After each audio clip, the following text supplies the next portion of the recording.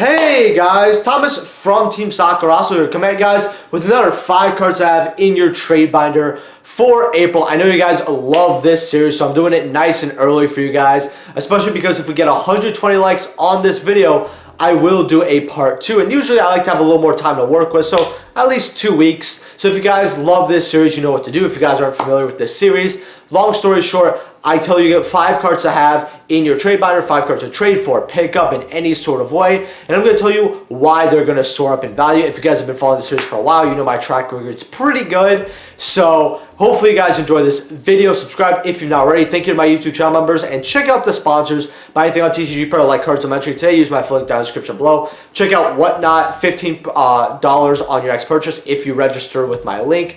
And then Tapio Cards. Use my code SAKI, 5% off a bunch of awesome stuff they have there. Hats, merch, like Yu-Gi-Oh! Deck boxes, field centers, dice, hats, and more. And, you know, obviously play mats and all that. Go check them out, and we're going to get right into this video. Now, the first pick here I have is Silent Paladin. And I'm going to tell you guys quickly what this card does before I tell you why you should really be getting it right now, before it soars up. Now, I'm reading this off my phone, by the way, so if you guys are wondering why I'm looking down, that's always the reason why. So it helps the deck search and lets you add from graveyard a level monster when it's destroyed by opponent's card or effective battle, right? And they're about $3.50, $4. It could also negate a targeting spell of some kind, which is a very odd way of negation, but I mean, I don't know, if they make a spell imperm, cool, I guess. But I'm not telling you guys to pick this up because of playability. I'm telling you guys to pick this up because the other Silent Magician cards are getting reprinted in Rarity Collection in May. We've already have some of the list here, and unless that card is on it, it is the only card that has not gotten a level reprint. You guys know that when it comes to popular cards / archetypes that go together, whenever Konami decides to reprint them, usually the value of those cards go to whatever's not reprinted. I've seen it time and time again, like when they start reprinting Madolche by, you know, 2 cards every reprint set, which why they couldn't give us a decent chunk in the first place, I have no idea why. But because we're getting the other Silent Magicians, like the $40-ish one, I think it's Silent Paladin, can negate any spell. It's like a level 4. You guys will see the picture here. And the Silent Swordsman. I think that when the people get their hands on that, they're going to be like, well, I'm only missing one more. And they're going to look at this at $3, $4. It's probably going to soar up to $10. I'd probably get a set right now. However, if we... Sorry about that, guys. If we get a full list and it's not there, it's probably going to soar even higher. So I would get that while you can. Now, the second card I have here, speaking of Rarity Collection, is Pearly. And for those who are doing something else while watching this, it's the purple one. It's the purple one. Why am I saying to grab this? Well, when we get a Rarity Collection, we are going to be getting 3 quarter-century Pearly cards, which are the 3 most expensive cards in the deck, which is the original Pearly, and then the other 2. So people, when they pick those up, and they're going to be like, wow, this deck is so affordable on budget now, I'm thinking about maxing the rarity. They're going to want to get their Noir. They want to get their Ulti Pearlilies, like the one I'm talking about. They may even want to get their OTS Supers, thinking, oh, well, I might as well hollow out the entire deck, right? Since I've got all the quarter centuries, all that. So I think this card can easily go up, especially since that is 2 OTS packs ago. So a lot of OTS stores, they don't really have 22 anymore. A lot of it was opened up to get thrust. This ulti right now is sitting at about $13 to $14. I've always talked about it as a nice $10 ulti to grab, and it's also a cat, so you know, cat lovers rejoice.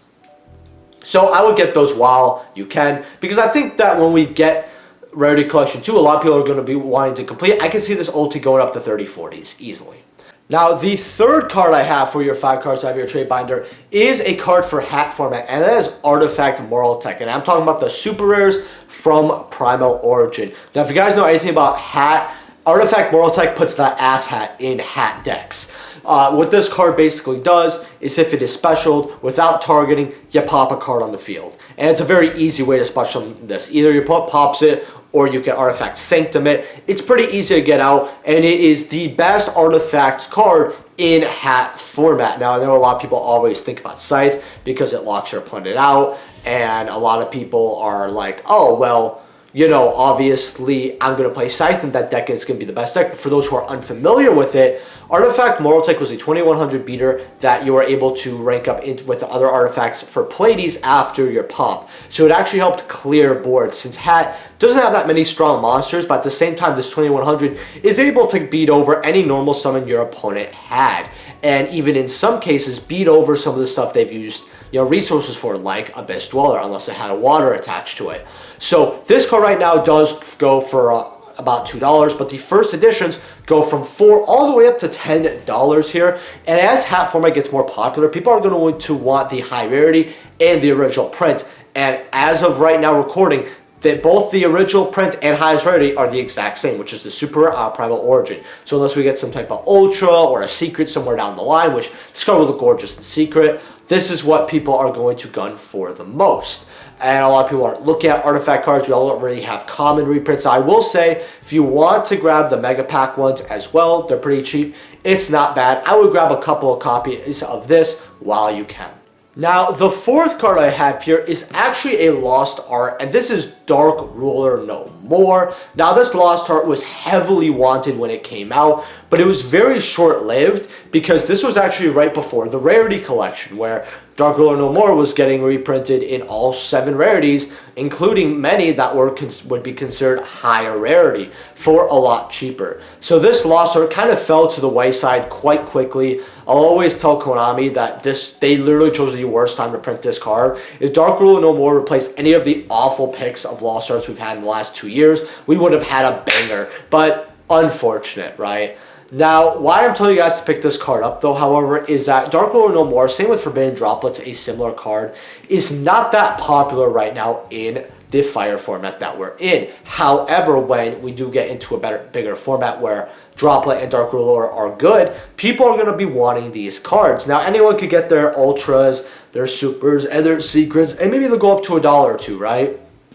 Easily. But people like the Lost Arts because people who have their favorite artwork as Ultra, Lost Arts tend to give us the best looking Ultra Rares, as well as the collectability. People are going to want their Dark Ruler No Mores for their Lost Art collection. People are going to want them to match, meaning you want 3 of this Lost Art, and collectors are going to want it sealed. Now, why is this important that they want it sealed? Whenever we have a card that is not really played, obviously you're going to find a lot of sealed ones, right?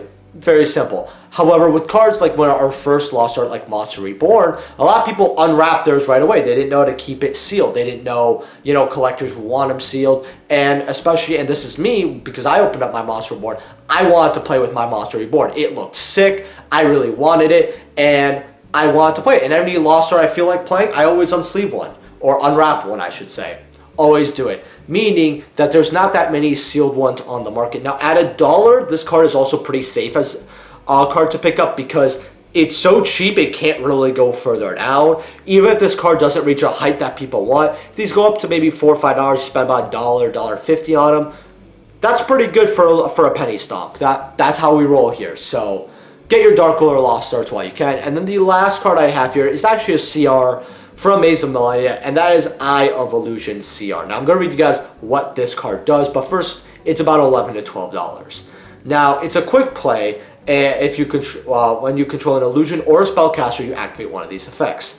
Your illusion spellcasters can't be destroyed by a battle this turn, meaning your opponent's not going to be able to run over anything, right? Worst case scenario, if you brick or do whatever with any type of illusion deck, or you want to keep your remainder of the board, this isn't a bad effect, especially because your opponent's going to look at it and be like, oh, okay. And then during your opponent's turn, it targets a monster and takes control of it until the end phase. Now, it's only during your opponent's turn, so you cannot. It's not like a snatch deal, which is kind of upsetting. This card would be awesome if it was. But the third effect, which I think is actually really good, is when your opponent's monster declares the attack, you can target its monster besides the attacking monster and change the attack to that monster, but perform damage calculation. Now, this is pretty good since not only does it do damage to your opponent, but it can win you in time, and it can also just, make your opponent have to destroy another interrupt of theirs, right? Like if you're attacking with, like, say, Savage Dragon, and they have another interrupt that's a lot lower attack, they're going to have to attack over it. It's not a bad card at all, and I think that the illusion archetype is just getting started, and that as we get more and more illusion cards, people are going to look at this card and they're going to want to pick it up because of how versatile it is, as well as it may even be searchable in the future. Now, one of the cards that we're getting in the support is a Diabellstar card, I believe, and what this card does is it actually is like a walking anti-spell. It's actually absolutely insane. Konami's not done with their illusionist support, and they won't be for a while. They really want to give a lot of love here. So I would pick these CRs up while you can, as well as, since it has to do with Millennium eyepieces, collectors are going to want them. I mean, it puts the C in collector rare, yada, yada, yada. You guys don't want to hear my puns. But point is, this is a very cheap CR for the future potential that it has, and you're going to want to grab these while you can. So, if you guys enjoyed this 5 cards out of your trade binder, remember, 120 likes, I will do a part 2 in the future. Subscribe if you've not already, and tell me in the comment section below what you guys think of this 5 cards out of your trade binder. What are some other great cards that you think would fit this series? And I will see you guys in the next video. Peace.